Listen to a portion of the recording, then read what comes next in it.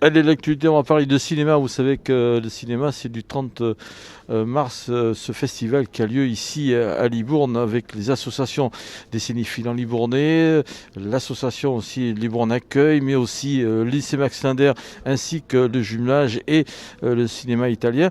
Je suis avec, pour ce premier soir, c'est Christian Monnier qui va nous parler d'une comédie. Ça tourne à Saint-Pierre-et-Miquelon. C'est voilà, avec divers acteurs et actrices. Et ce soir, il y aura Céline Moge qui sera présent là. Ben oui, bonsoir. Et puis, je suis très heureux de vous rencontrer. Et puis très heureux de rencontrer aussi le public de Libourne, parce que moi, je suis quand même un enfant du pays, hein. J'ai passé de longues années dans les Landes, à Bordeaux et tout ça, avant de monter à Paris, comme on dit. Et donc, je suis ravi de présenter le film ici en avant-première. Il sort le 25 mai, donc ce soir, c'est l'occasion de faire marcher un peu le bouche à oreille. Alors, on a dit qu'on appelle ça une comédie transatlantique parce que c'est une comédie un peu atypique qu'on a tournée outre-Atlantique, donc à Saint-Pierre-et-Miquelon, entre Paris, Saint-Pierre-et-Miquelon et Toronto. Donc Saint-Pierre-et-Miquelon, pour les gens qui ne savent pas, c'est un petit territoire français juste à côté du Canada. Et voilà, c'est un film qui embarque les gens en voyage, donc avec Céline Moge, qui est l'actrice principale du film, qui s'appelle Céline Moge aussi dans le film. C'est ça qui est un petit peu marrant. Il y a une sorte de porosité entre la réalité et la fiction. Quelquefois, on ne sait jamais trop si c'est de la réalité ou de la fiction. Et puis avec une ribambelle d'autres acteurs tout aussi talentueux et sympathiques, comme Philippe Rebaud, bien sûr, Jules Citruc, Claire Nadeau, Valérie Mérès, Dominique Pinon, Patrick Bouchité, Adèle Lebon, qui est une jeune comédienne de Saint-Pierre-et-Miquelon, et puis bien d'autres, bien d'autres. Comment est née l'idée de ce film? Qu'est-ce Alors, qui a été déclencheur? moi, j'ai eu la chance, il y a 4 ans, ouais, 4-5 ans, de tourner un court-métrage à Saint-Pierre-et-Miquelon, Jenna. Pas du tout une comédie, un drame plutôt familial. L'histoire d'une jeune femme transgenre qui essaye de faire la paix avec sa famille. Et on a été vraiment super bien reçus à Saint-Pierre-et-Miquelon lorsqu'on a tourné ce film. Et ce film, ce premier court-métrage que j'ai fait là-bas, enfin, c'était pas mon premier film, mais ce film que j'ai fait là-bas, Jenna, a reçu le soutien de beaucoup de gens, d'une grande partie de la communauté de Saint-Pierraise et miquelonaise. Alors quand je suis parti pour écrire cette comédie, un peu folle, je me suis dit, tiens, allez, on retourne à Saint-Pierre-et-Miquelon, c'est l'occasion de tourner cette fois-ci en été, parce que Jenna, on l'avait tourné en hiver, on a l'habitude de voir Saint-Pierre-et-Miquelon en hiver comme au Canada, mais c'est aussi magnifique en été, des paysages entre la Bretagne, l'Irlande, voilà, enfin puis le Canada. Donc voilà, l'origine c'est ce court-métrage de Jenna et puis et le fait d'être tombé amoureux du caillou, comme ils disent là-bas, et puis d'une population qui a été extrêmement généreuse avec nous. Et c'est pour ça que je tenais à faire ce film, ça tourne à Saint-Pierre-et-Miquelon avec eux. C'est pour ça que j'ai fait tourner aussi pas mal de comédiens locaux qui ont un vrai rôle, pas que de la figuration. Et voilà, l'idée c'était de faire cet acte créatif tous ensemble, de passer un bon moment. Voilà, on a tourné en septembre, qui est la plus belle période là-bas à Saint-Pierre-et-Miquelon. Il fait 20-25 degrés au top de la chaleur. Mais moi, ça me va très bien, j'aime pas les grosses chaleurs. Et puis voilà, on était un peu au bout du monde, quoi.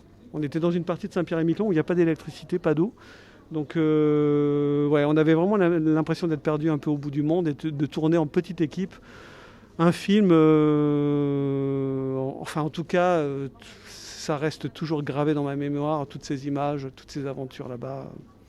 Ça a été compliqué, c'est vrai que vous avez fait ce film dans une période malheureusement qu'on a tous subi. Ça a été compliqué pour vous?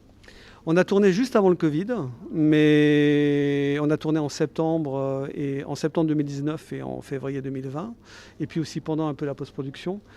Oui, ça a été compliqué parce que le cinéma est en crise. Les gens ont oublié d'aller en salle et il faut vraiment que le public retourne en salle parce que c'est tellement merveilleux de découvrir un film en salle plutôt que chez soi dans son salon. Je sais que c'est bien, hein, dans son salon, on est en chaussons, on mange des cacahuètes, mais au cinéma, c'est tellement mieux. L'écran est grand, le son est fort, puis c'est la communion avec les gens. Donc, ouais, nous on s'est battu pour ce film. Il faut que les gens reviennent en salle. Les avant-premières, ça sert à ça, pour faire fonctionner le bouche à oreille. Le cinéma, pour moi, c'est fait pour procurer des émotions, un voyage émotionnel. Voilà, pour se laisser embarquer, que ce soit un blockbuster, que ce soit une comédie française, que ce soit un film hollandais, tout ce qu'on veut, allemand.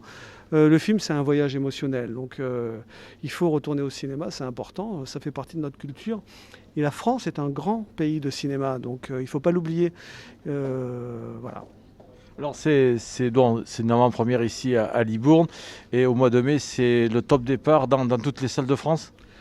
dans un maximum de salles de France qui voudront bien prendre notre film, hein, parce que c'est à la volonté des exploitants de salles, hein, des directeurs de salles, qui en fonction des films qui sont sur le marché prennent ou ne prennent pas. Voilà, j'espère qu'on aura une belle exposition. Il nous reste encore plein d'avant-premières avant le 25 mai. Je sais qu'on va aller un peu partout en France. Voilà, moi chaque fois ça demande du temps, mais c'est un plaisir de rencontrer les gens, de discuter avec eux, de faire la promotion de Saint-Pierre-et-Miquelon, mais ça j'ai pas de problème parce que j'adore ce territoire. Et voilà, et puis de discuter avec les gens. Le cinéma, c'est une histoire de rencontre aussi, hein. Et oui, c'est entre le réalisateur, les acteurs et le public. Et c'est vrai, quand on échange dans une salle d'avant-première avec le public, c'est là où on se dit ah, j'ai pas fait ci, mais bon, les réactions, c'est bien. Mais oui, le cinéma c'est vivant, donc une fois qu'on a fait le film, après on le livre pour les gens, donc les gens réagissent dessus. Après moi j'ai plein d'anecdotes à raconter, évidemment, croustillantes ou pas.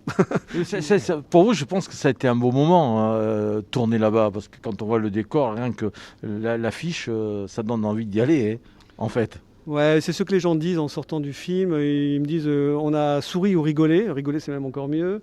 On a découvert un territoire qu'on ne connaissait pas avec des magnifiques images et on a même été ému à la fin. Donc pour moi, c'était le pari de départ. Donc à ce niveau-là, c'est rempli. Et puis oui, ça a été formidable. Moi, j'avais l'impression d'être un peu en colonie de vacances là-bas et de tourner un film. On était une petite équipe perdue au bout du monde. Un matin, je partais d'un plateau pour aller à un autre plateau, enfin un décor pour aller à un autre décor, et boum, une baleine passe à 200 mètres. Bon, voilà, c'était formidable. Là, je me suis dit, waouh, qu'est-ce que j'ai de la chance, quoi. On n'est pas payé cher, mais qu'est-ce qu'on est bien là, quoi. Et puis c'est des décors naturels. Ah ouais, tout est en décor naturel. C'est vrai que c'est un film qui est très naturaliste. Oui, c'est vrai que moi je fais un cinéma très naturaliste.